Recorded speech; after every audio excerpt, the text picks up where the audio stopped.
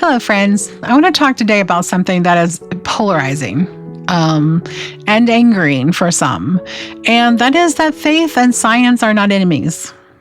So there's a story we've all been handed. It goes like this. Faith is for people who cannot handle facts, and science is for people who have outgrown religion. The two exist on opposite ends of a spectrum, and the more you move toward one, the further you move from the other.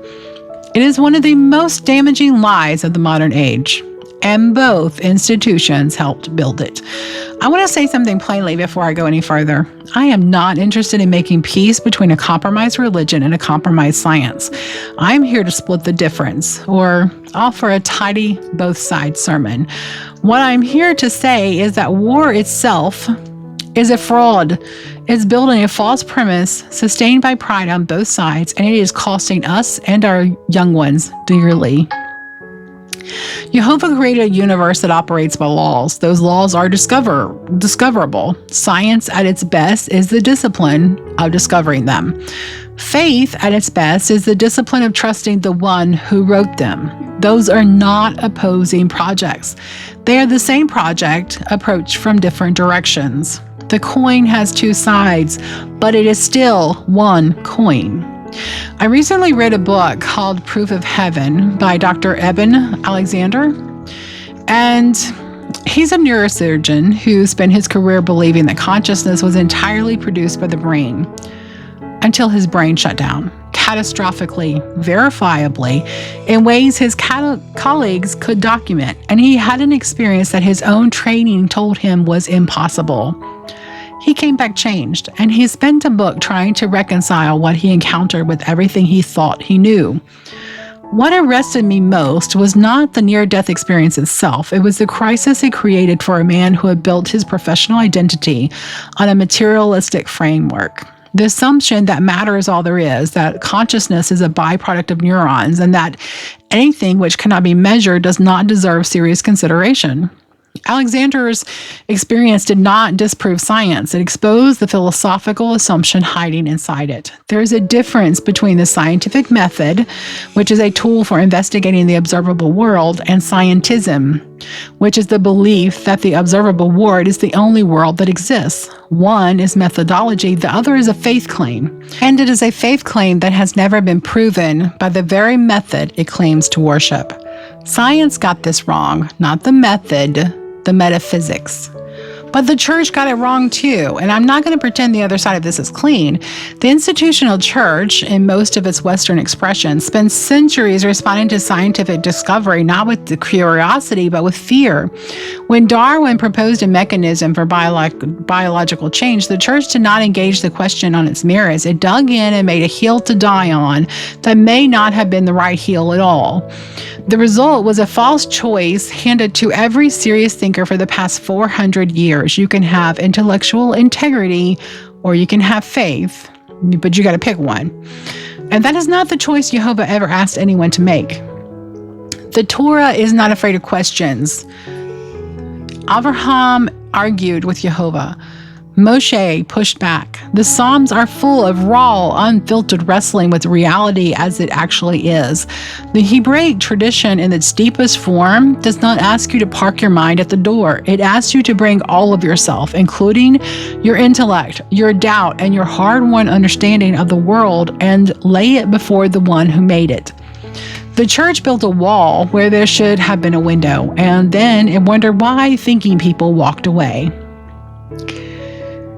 And here's the crack in the foundation of modern scientific materialism. The entire enterprise of science assumes that the universe is intelligible, that it operates by consistent, discoverable laws, that relational inquiry will yield reliable results, that mathematics will describe physical reality with uncanny precision. Scientists take these things for granted every time they walk into a laboratory. But they have never explained why it should be true. Why should a universe that arose from nothing by accident be ordered rather than chaotic? Why should the laws of physics be the same on the other side of the galaxy as they are here?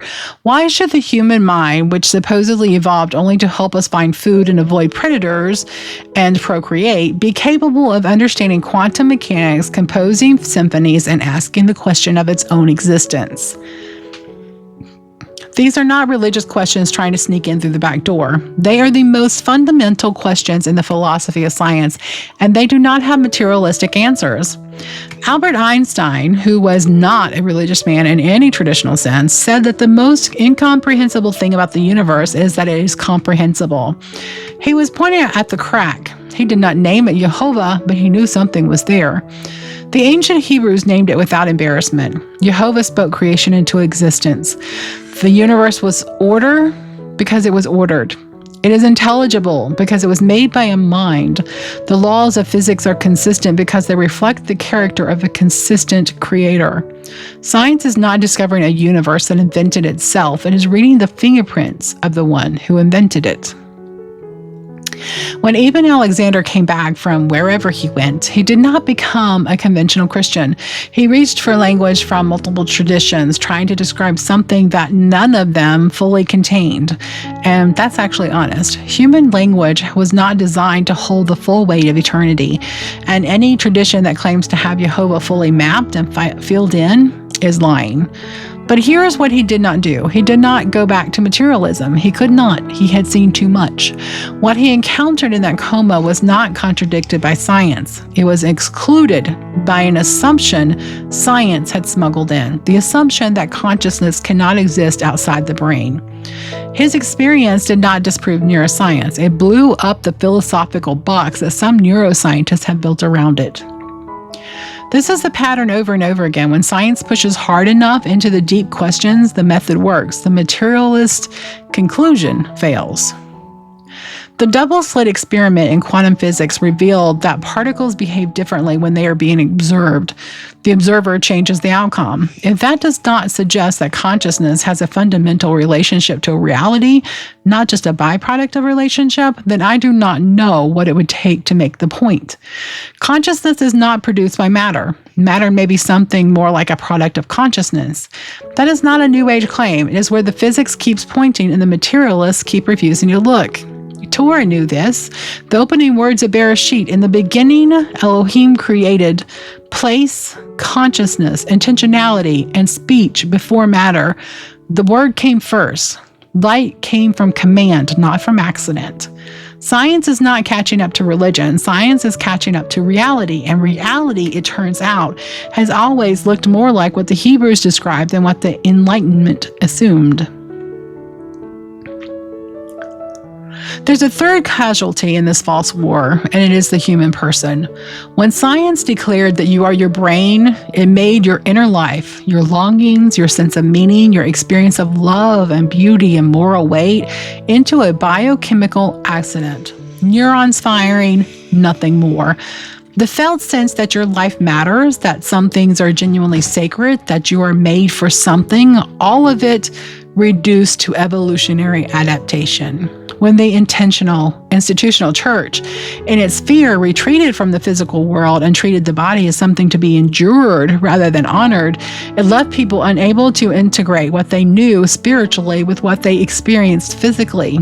The result was a split self-spirituality that treats healing, nutrition, rest, and embodied life as secular concerns with no connection to Jehovah's design. Both errors produce the same wound, a person divided against themselves. Jehovah's design was never divided. The Eden framework, the one I write and teach from, does not separate the physical from the spiritual. It does not ask you to choose between taking your body seriously and taking your soul seriously. It does not ask you to choose between honest inquiry and deep trust. Body, mind, and spirit were created as one integrated whole.